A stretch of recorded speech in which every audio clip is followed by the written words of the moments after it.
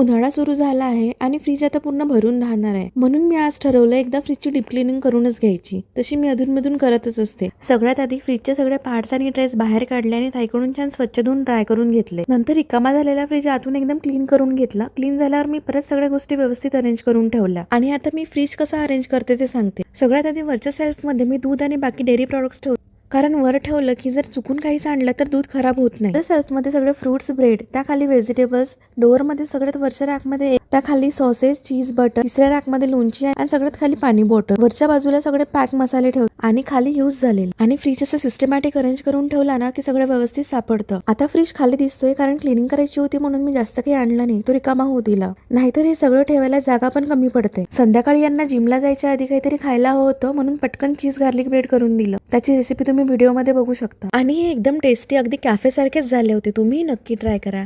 Okay, bye.